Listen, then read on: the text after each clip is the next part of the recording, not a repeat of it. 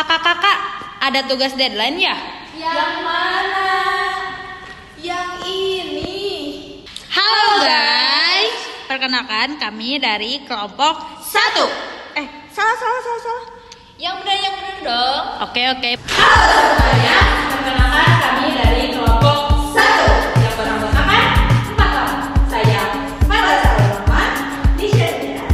Saya Sabar Priyani, Rizky Yulianti. Kami di sini akan mempresentasikan hasil karya tulis ilmiah kami dengan judul Pengaruh konsumsi sebelah secara kontinu terhadap risiko anemia pada remaja di wilayah Karawang.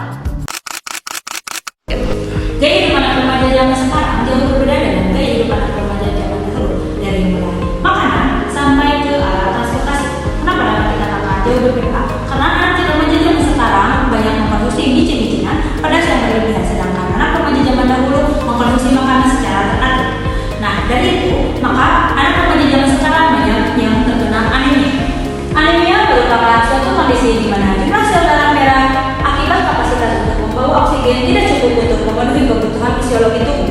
Dinas Kesehatan Karawang melaporkan bahwa hampir 9.000 remaja putri di daerah mereka terdeteksi mengalami anemia dengan beberapa laporan.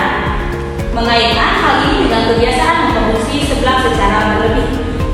Jadi dapat dikatakan bahwa anak remaja zaman sekarang itu banyak terkena anemia karena salah satunya dengan mengkonsumsi seblak secara kontinu, tidak tepat waktu, bahkan berlebihan, sehingga resiko remaja anak sekarang lebih tinggi daripada resiko anak dan remaja zaman dahulu.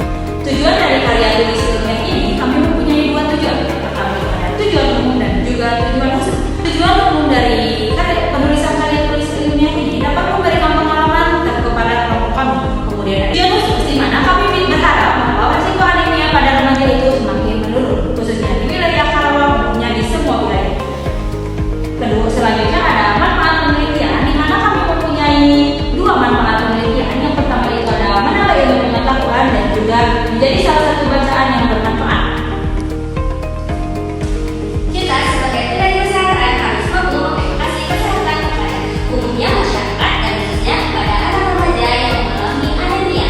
Nah, kita bertanggung jawab untuk mengedukasi kepada masyarakat. Menurut Jurnal Pengabdian Masyarakat Bangsa tahun 2025, edukasi kesehatan dibagi menjadi 4. Yang pertama ada peningkatan pengetahuan. Nah, peningkatan pengetahuan di era digital ini sangat mudah karena banyak cara yang menarik masyarakat atau anak remaja. Ada cara membuat video, lalu ada vlog, media grafik, dan lain sebagainya. Nah, di dalam hal tersebut kita harus memperhatikan ada beberapa poin, yaitu yang pertama ada definisi, yang kedua ada tanda dan gejala, yang ketiga ada faktor risiko, dan yang keempat ada pencegahan. Lalu yang kedua ada perbaikan pola makan. Mengkonsumsi seblak secara terus-menerus mempengaruhi kesehatan tubuh kita. Nah, salah satu untuk memperbaiki pola makan dan asupan gizi pada remaja yang mengalami anemia, kita harus memperbaiki asupan makanan tersebut dengan cara yaitu mengkonsumsi zat besi hewani, ada zat besi nabati. Salah satu contohnya untuk zat besi hewani yaitu ada daging merah, telur, ikan.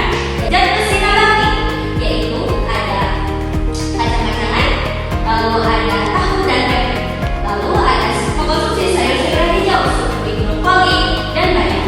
Lalu yang terakhir ada vitamin C yaitu seperti jeruk, nanas, dan lemon. Nah, yang ketiga adalah mengkonsumsi suplemen penambah darah. Kita harus bisa mengajukan kepada anak remaja zaman sekarang untuk mengkonsumsi obat tambah darah. Nah, tujuannya itu untuk mencegah anemia dan meningkatkan hemoglobin dalam darah. Nah, kita harus bisa mengajukan kepada anak remaja zaman sekarang yaitu minimal 1 kali dalam seminggu. Nah, yang terakhir yaitu ada lingkungan yang mendukung. Kita sebagai tenaga kesehatan harus memberikan lingkungan yang aman, nyaman kepada masyarakat. Lingkungan yang baik akan berpengaruh kepada kesehatan yang baik. Sebaliknya, lingkungan yang buruk akan berpengaruh pada kesehatan yang buruk. Mari kita sama-sama untuk mewujudkan anak remaja yang terhindar dari anemia.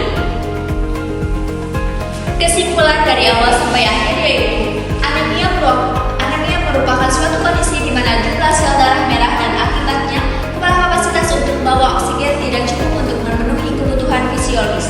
Edukasi kesehatan